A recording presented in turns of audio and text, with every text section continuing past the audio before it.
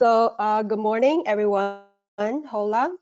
It's a great pleasure to be here and to speak about experiences learned in China to promote electric vehicles. So the terminology used in China is new energy vehicles. They basically refer to three technology paths, battery electric, plug-in hybrids, and fuel cell vehicles. So throughout my presentation, I'll mainly stick with new energy vehicles, or NEV, this term in China, but also use it interchangeable with electric vehicles. So again, my name is Hui. I think I'm introduced. I currently lead our China program at the International Council on Clean Transportation. So first, can you all see my screen well? Hello? Yes. Okay, we can great. see. So first, I'm gonna give you some high-level data or statistics about the Chinese EV market in the global context. And then later on, we'll dive into all the policies that are driving this market.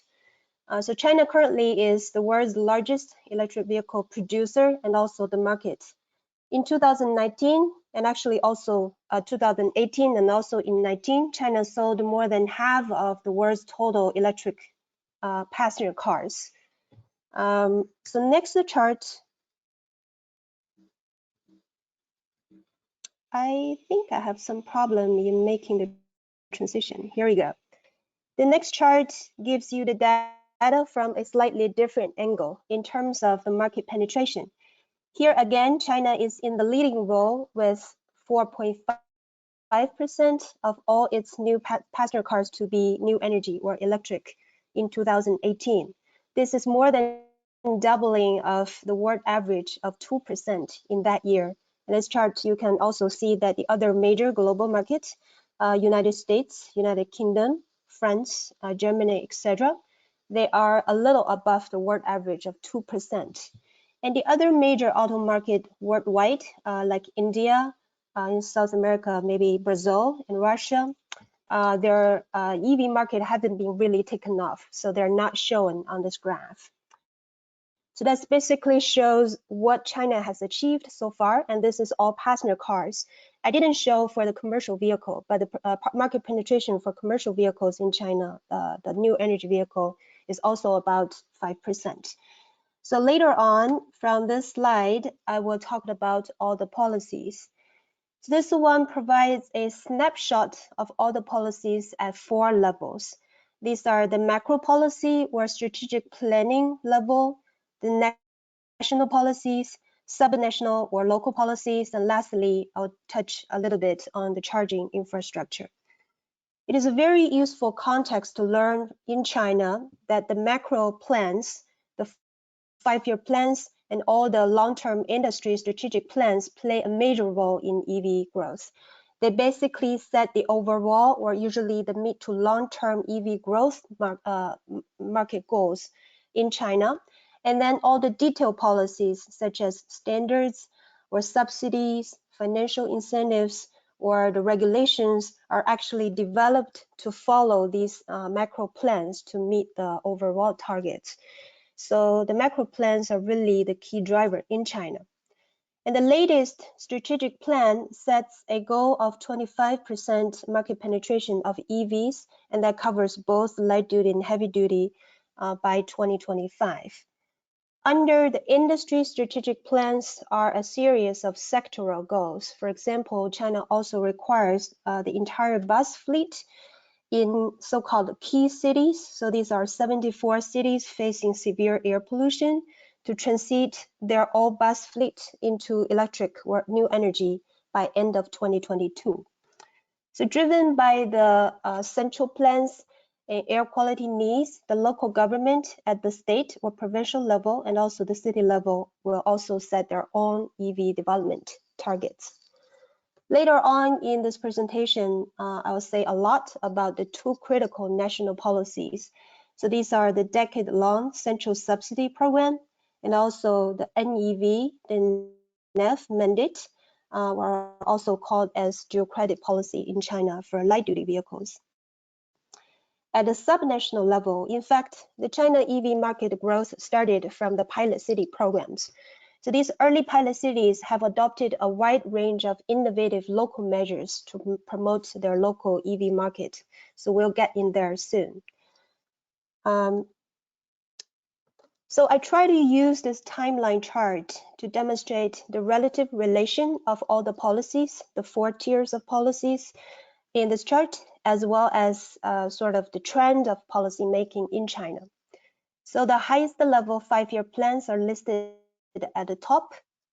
And then in the middle part, you will see this mid-level strategic planning for the industry. Some of them may sound familiar to you, such as Made in China 2025, and also the mid to long-term auto industry plan, which sets the 25% market penetration goal I just mentioned. At the bottom part are the detailed programs and the policies. So in 3 categories, the green bars are the pilot project, started with the small pilot project covering only 4 cities in the early stage. And then the broader scale 10 city, 1,000 vehicle pilot project started in 2009. So these are the green bars. And then the red bar denotes the financial subsidies or the central and local subsidy programs, and also starting from 2009. And the last category are the blue bars, which are standards and mandatory requirements of EV markets. I don't want to go too much detail of this, but I do want to highlight a clear trend in China to shift from pilot project to financial support, and then more recently to the regulatory mandates of EV market. And that trend will be highlighted in later part of this presentation. So we'll dive into these major policies one by one. So first one is the central subsidy program. So this is a decade long, started in 2009. Since its beginning, it basically entered 2 major phases, the first half year and the later half year. First half 5 year and the later 5 year. In the first 5 year, you can see as the size of the pilot city program grows, so does the size of the subsidy. It begins to cover greater number of cities as well as broader vehicle categories.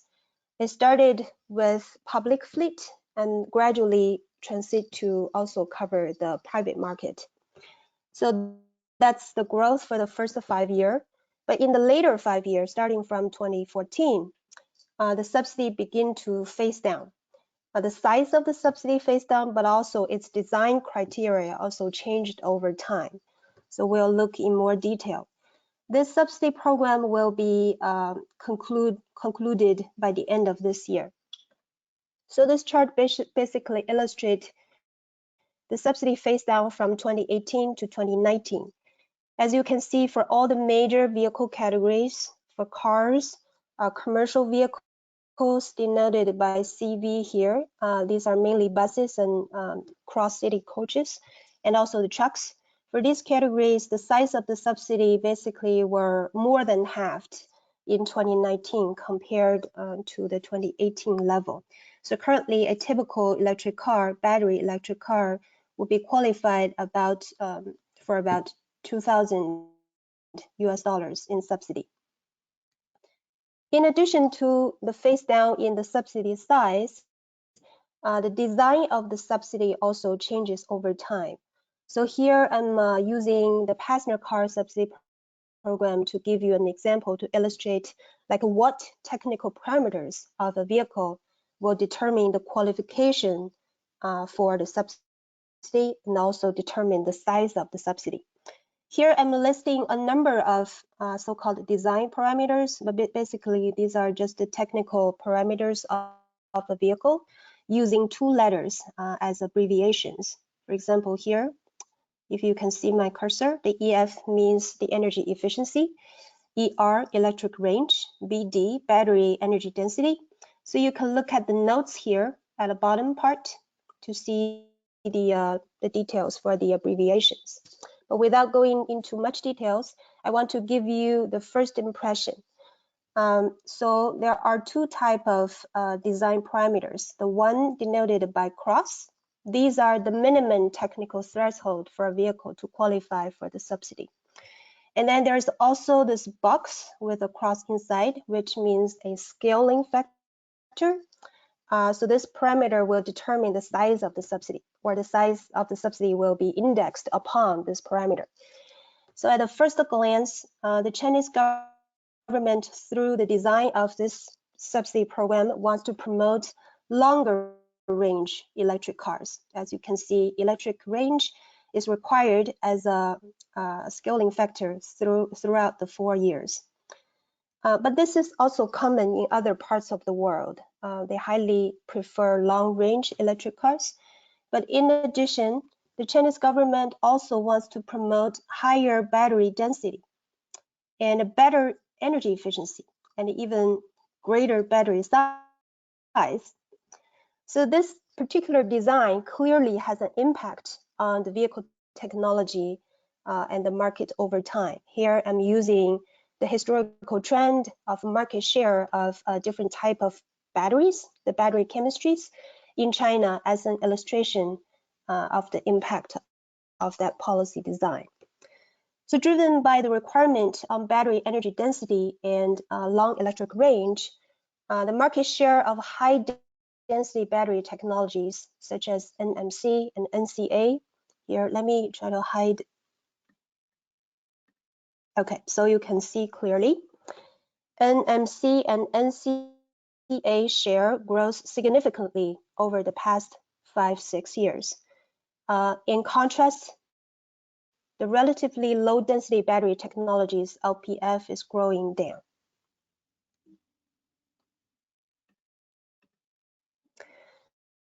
So while the central subsidies are phasing out, China introduced another policy, the EV mandate, or often called as dual credit policy.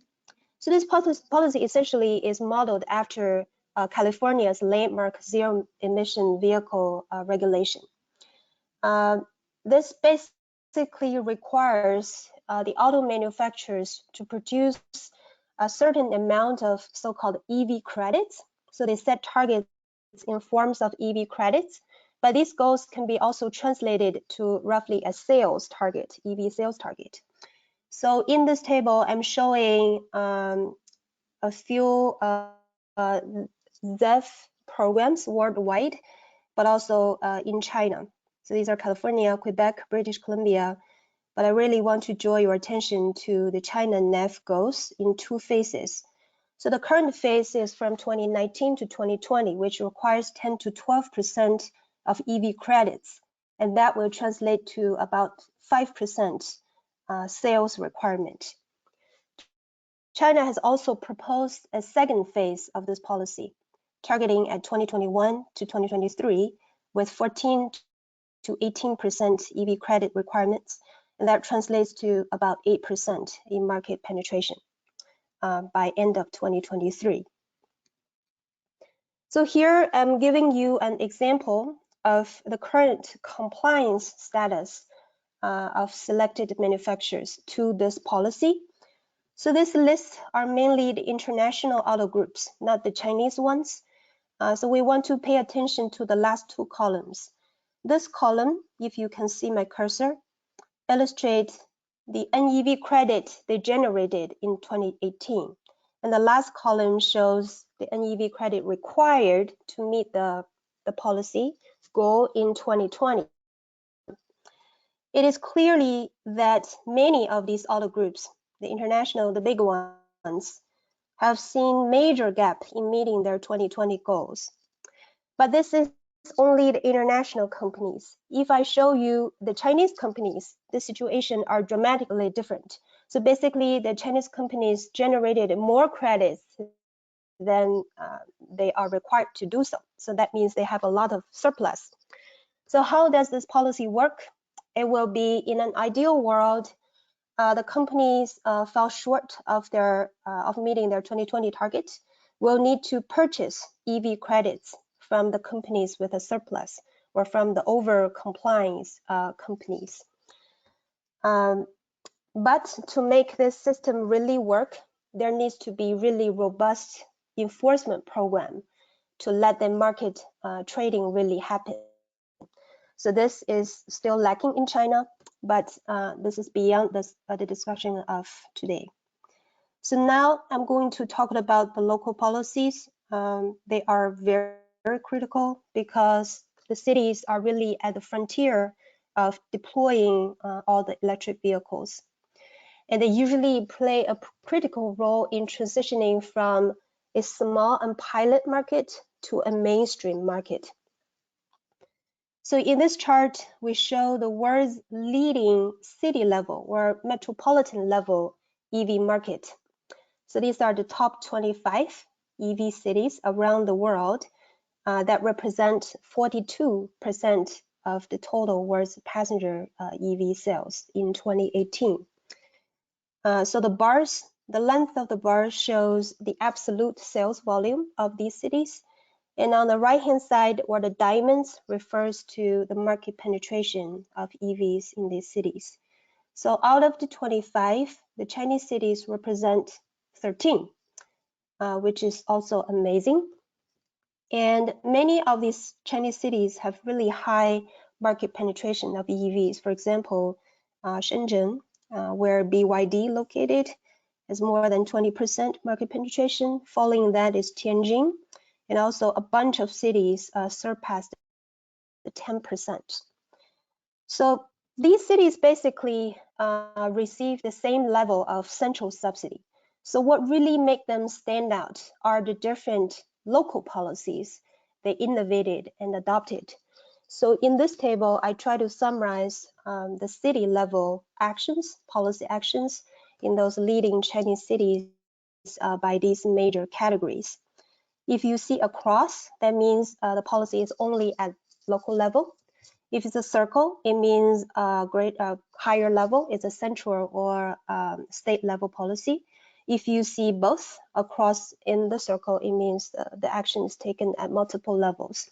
So I want to draw your attention to only the city level policies and only the major ones. So the first one is the licensing or registration incentive given to new energy vehicles. So this policy is adopted in 5 megacities. Well, actually, Beijing is also having this that I'll maybe explain later.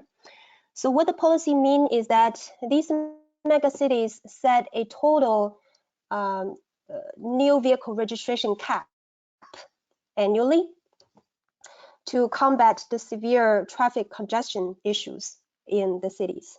So within that cap, the city will assign some of the quota to the combustion engine vehicles and also to the new energy vehicles. So how do they drive electric vehicle market with this policy? They basically assign the majority of the quota, license quota, to new energy vehicles. For example, Beijing, they used to allocate 60% of their new vehicle license quota to only the electric cars. So that means basically for all the new vehicles registered in 1 year, 60% will be new energy or electric. That's really a powerful tool at local level. I won't elaborate too much into the other local policies, but just to mention their names.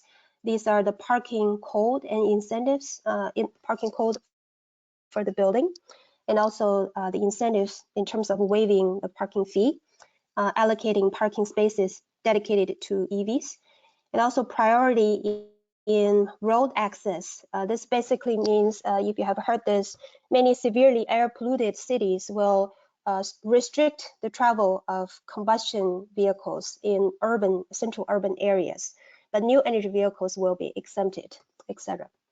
So the other things include the city fleet electrification goals, which is really a government-private partnership to promote battery electric car fleet or car sharing.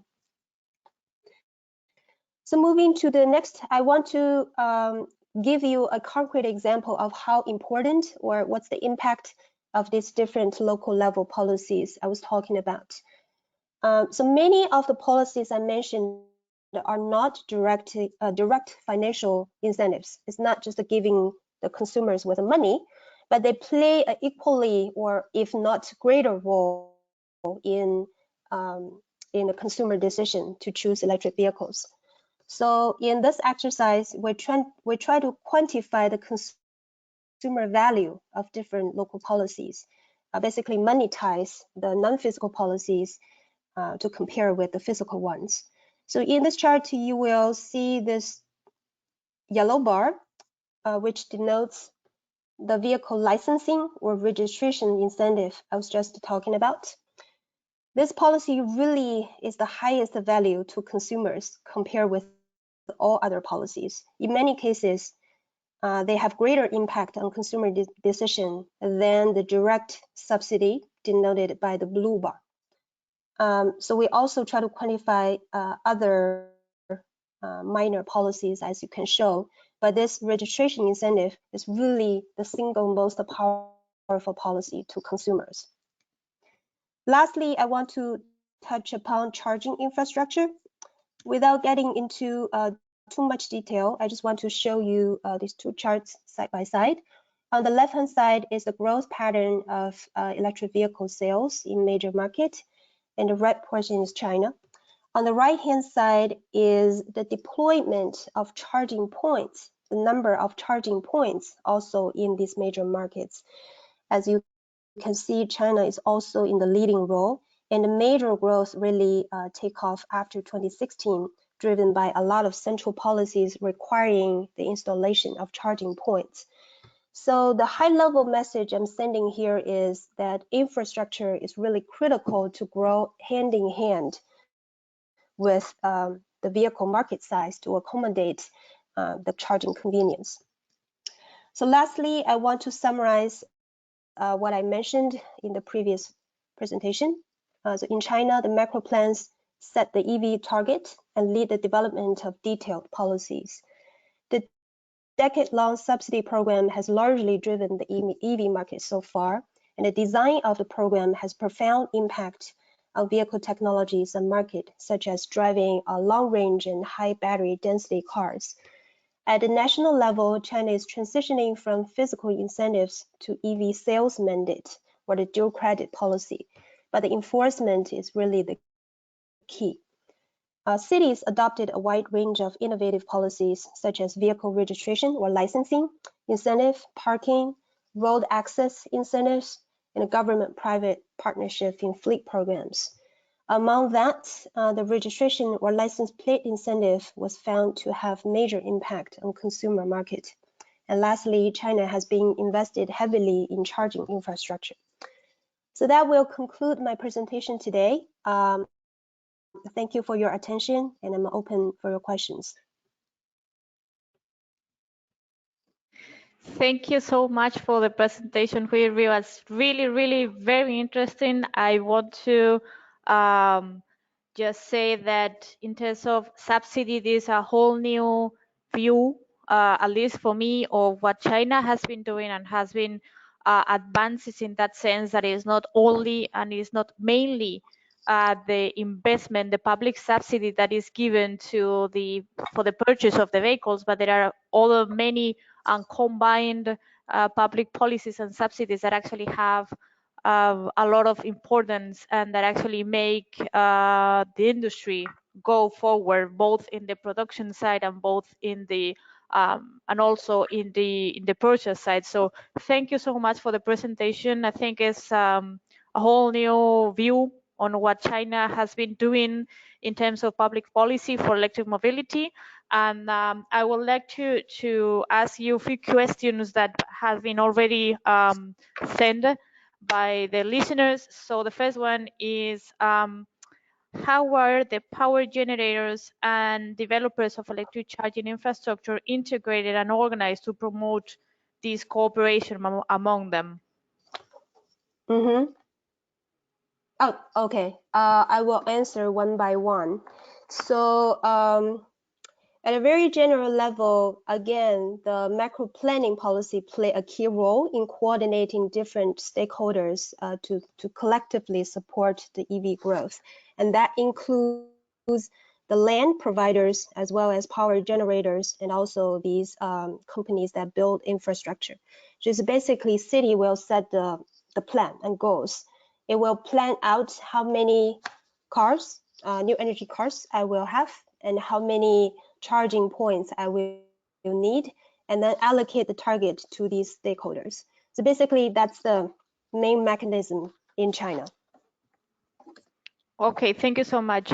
La pregunta, perdón a los oyentes, la idea era hacerlo en los dos idiomas, pero la pregunta era cómo se coordinan para una óptima cooperación las empresas de infraestructura de recarga y los generadores de energía.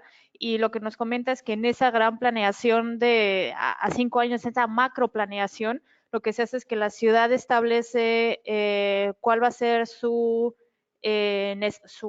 target, de vehículos eléctricos y de infraestructura de carga, y entre todos entre los servidores, los proveedores de servicio, lo que hace es establecer metas para cada uno de ellos, y de esa manera, desde las ciudades desde la que se planea esa coordinación, digamos. Hay una segunda pregunta, ¿por qué hay ese cambio tan radical en el cambio de subsidios 2008 a 2019?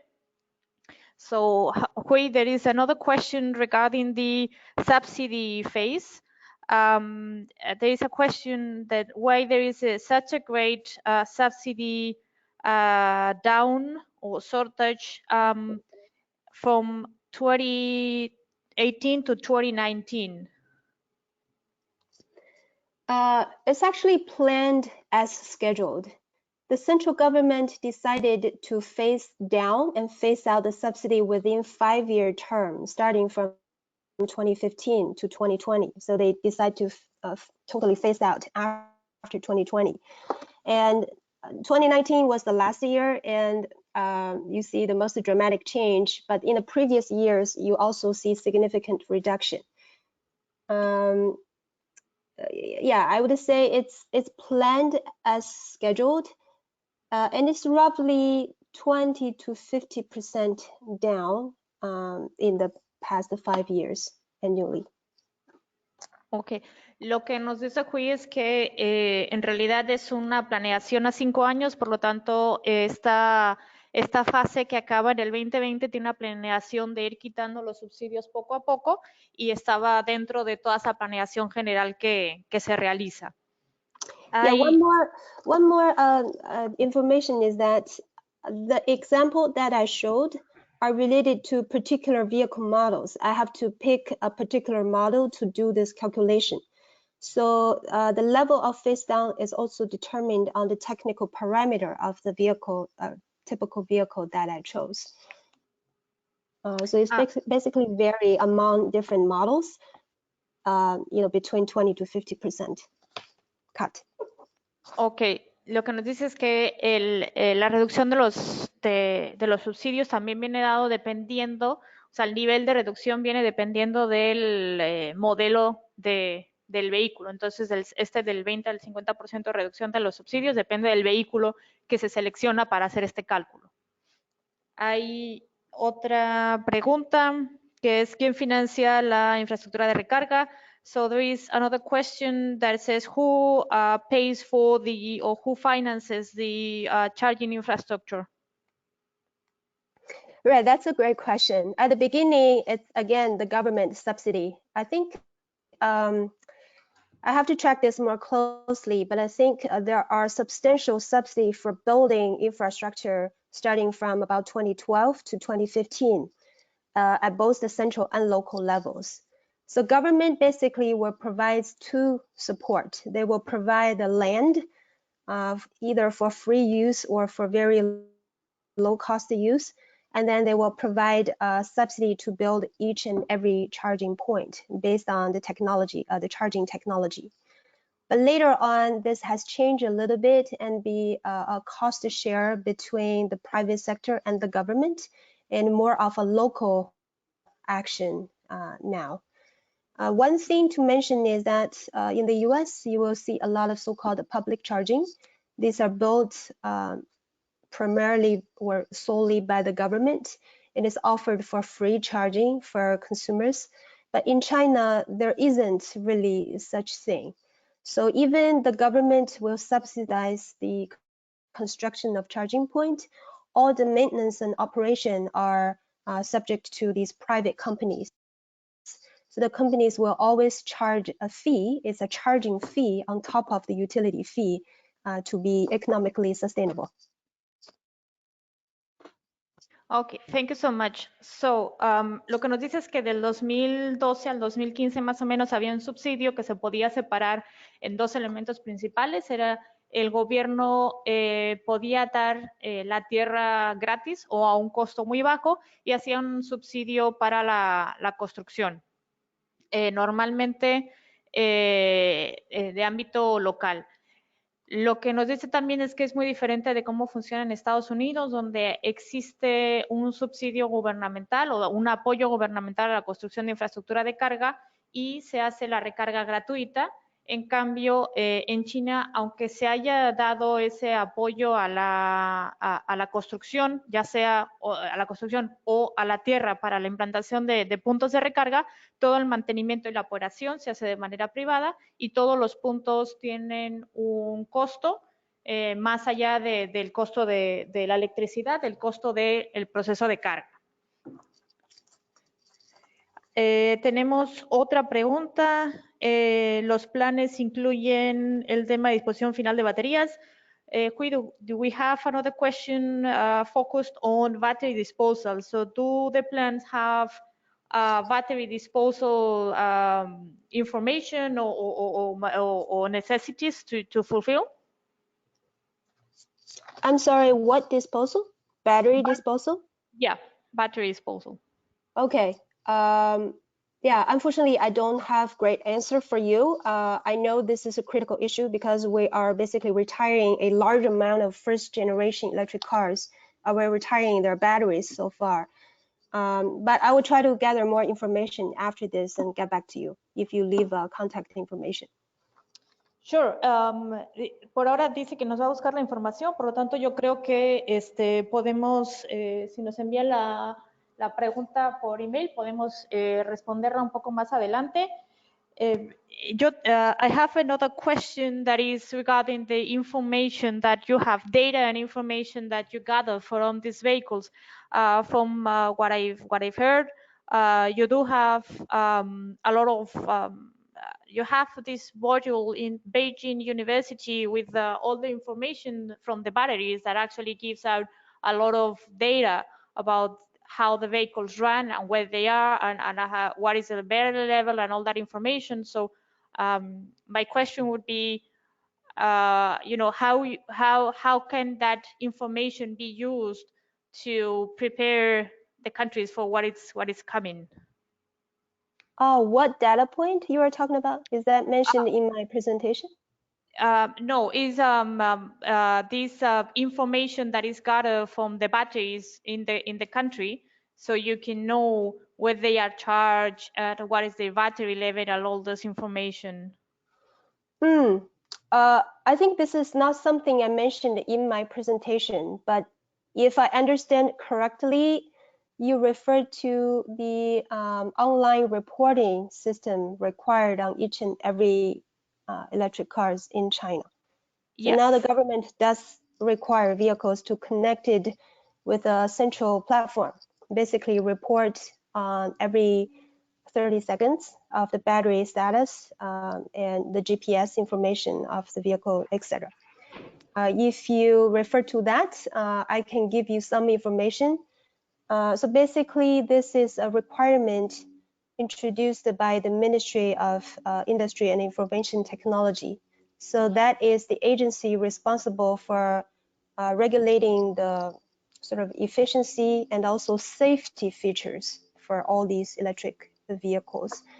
And the reason for introducing this data reporting system is really for the safety, I would say safety alert system.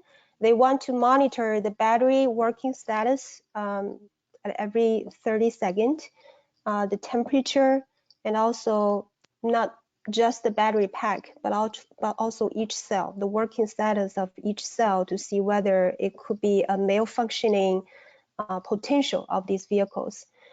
So they also, the platform also collected information about where the vehicles are. So if they found that a number of vehicles are clustered in one charging station and they are all charging at high voltage, this could trigger an alert, a safety alert. Basically, there is a caution to see a major, maybe there is a accident potential in this charging station. So currently, the platform is used for this primary purpose, safety guard. But to us, or to many others, it can be used in a broader way. For example, to really track the real world efficiency or electric range, the real world performance of these vehicles and compare with what the manufacturers claim in their laboratory test. I believe there is, similar to fuel vehicles, there is also an in-use performance issue or in-use compliance issue of all the electric vehicles. Oh, that is too long for your translation, sorry. No, don't worry. Entonces, la pregunta era, ¿existe un sistema de información que tiene información de las baterías de las celdas de las baterías cada 30 segundos? Y este sistema está implementado por el Ministerio de Industria, porque el Ministerio de Industria tiene bajo su mandato temas de seguridad e eficiencia. Entonces, la idea es que ellos puedan tener información para evitar un posible accidente por temas de seguridad. Y digamos que ese es el uso que ellos le dan a la información que obtienen, aunque se sabe que esa información también podría ser utilizada para hacer análisis de eficiencia de las baterías y ser comparado con los datos que llegan de las marcas, de los fabricantes, y cuál es la eficiencia de cada una de las baterías. Tenemos otra pregunta sobre tendencias de mercado en vehículos SUVs, si no estoy mal, y cuál es el plan de regular, si hay un plan de regular los subsidios por tipo y peso de los vehículos ligeros, entiendo.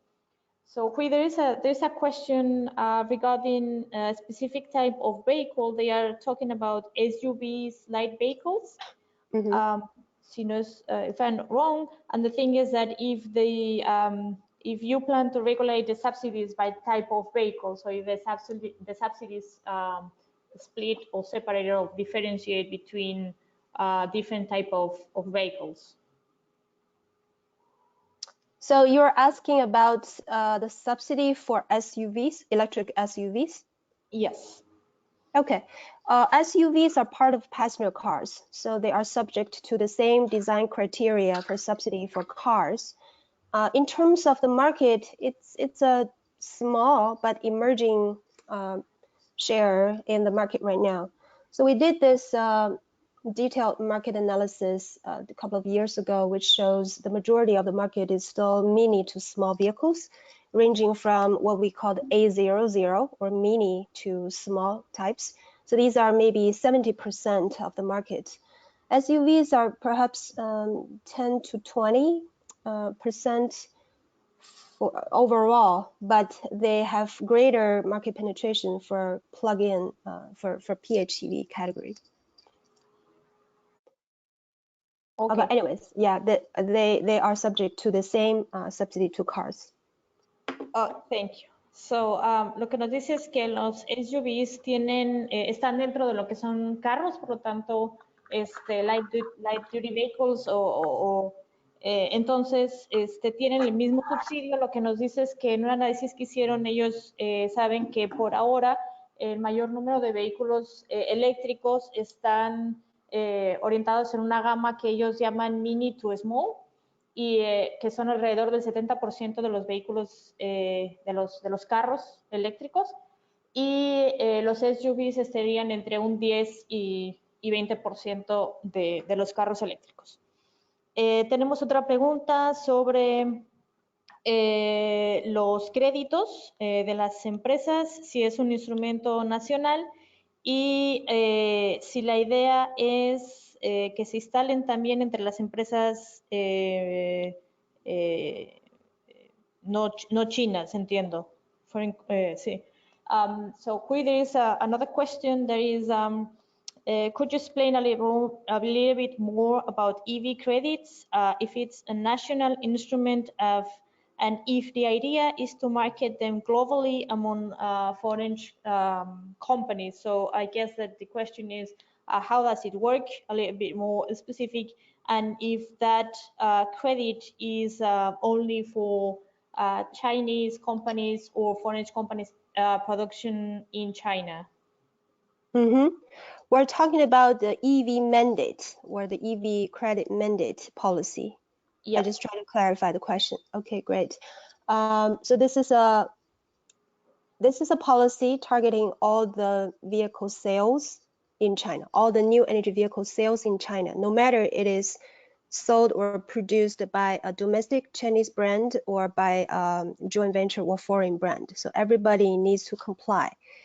The reason of having this policy is really the central government decide not to finance with direct subsidies.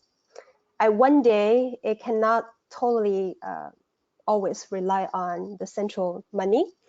So the dual credit policy or the EV mandate policy were developed as a substitute of the central subsidy, but provides a similar impact in the market in driving electric vehicle sales.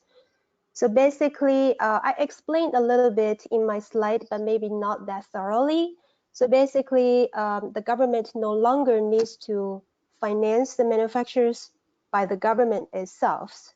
The auto companies that needs to fill the deficit of their EV credit goals need to purchase the credits from the ones that are over complied.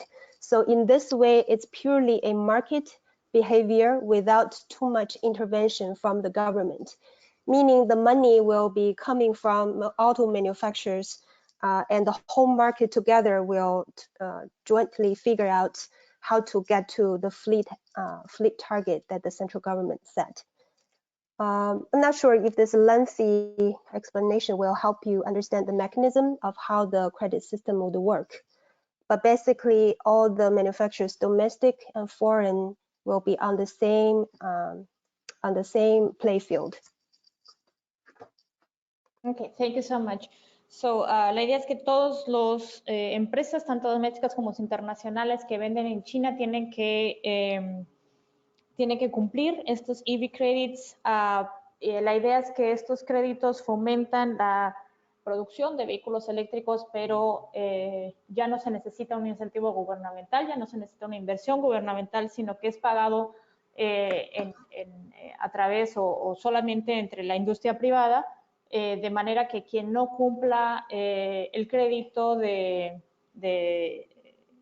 vehículos de nueva energía, como se denominan en China, debe comprarlo a otra empresa.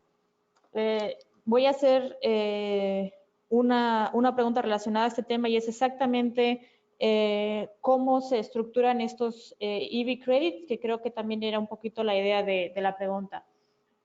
So Hui, I have just a follow-up question on this one, EV credits. So EV credits, EV mandate credits means that one company has to produce new energy vehicles, a certain number of new energy vehicles related to the ICE vehicles manufacturer. How is it accounted? Okay, yeah, we're getting into the detail of this policy. I'm glad to explain. So basically, the policy will require manufacturers to generate certain percentage of EV credits, and it's the percentage is basically all the EV credits divided by the total passenger car production by the manufacturer. So that's the ratio. And the EV credits, the total EV credits generated by a manufacturer is determined by how many EVs they produce and the type of EVs they produce.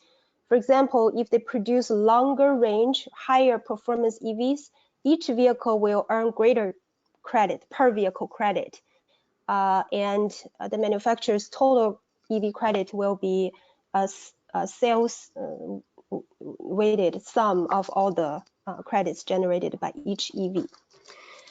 This target can be roughly translated into a sales target if we know a little more about the technologies and a certain manufacturer will apply.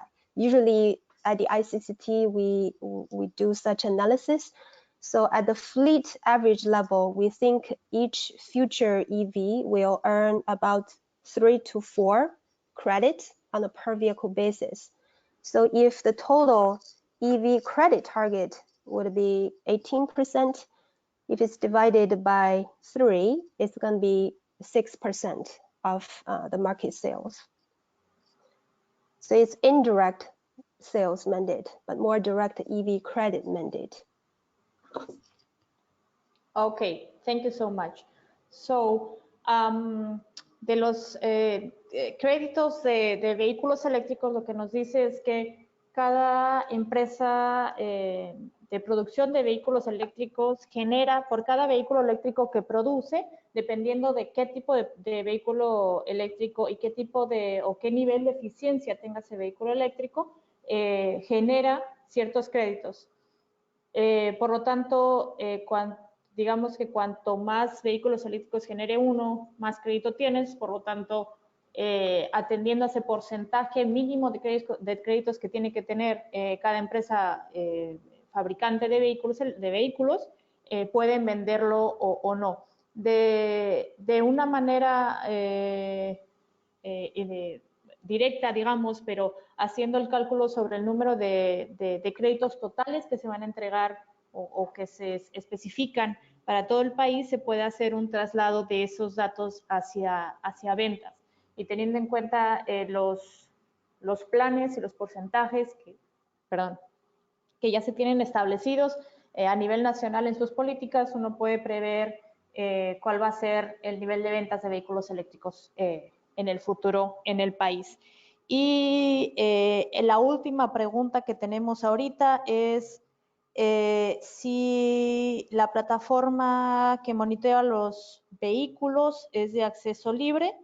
We have a question about this platform that has the information about the batteries in terms of safety that we talked earlier. They are asking if that information is open to the public. Unfortunately, it's not. Okay. So we'll have to go there and ask. We'll have to go all the way to China then. Okay. So thank you so much, Hui, for your presentation and answering the questions. I think it's been really, really informative for all. I think that we as Latin American countries, we can learn a lot about how we can pursue and push the market forward in terms of public policy. It actually helps a lot understand what China been doing for so long and the impacts that they have already in place. So thank you so much for all the information you've given us. Great. It's again my great pleasure, and we all learn from each other as developing countries on this topic. So feel free to shoot me an email. My email address is here if you have further questions, or if you want to keep exchanging on the policy development on EV in your country and China. Muchísimas gracias. Muchísimas gracias a todos también. Como saben, si tienen preguntas adicionales, me las pueden escribir a mí, se las pueden escribir a Lourdes. Les estaremos dando respuesta. Y nada más para terminar, me gustaría invitarles a la siguiente sesión del ciclo sobre el caso de China, que será el día 25 de este mismo mes, a las 10 de la mañana, con el grupo de Shenzhen Bus Group, para que nos explique sobre cómo están llevando a cabo su operación. Ellos tienen alrededor del 100% de su flota de buses eléctricos, lo que quiere decir alrededor de unos 10,000 o 10 y algo mil, si no estoy mal, ahorita lo estoy haciendo de memoria.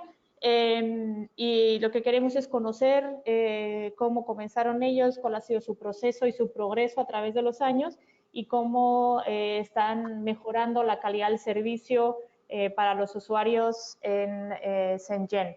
De nuevo, les agradezco mucho tanto a Hui como a todos los oyentes y les espero que nos volvamos a conectar el día 25. Muchas gracias.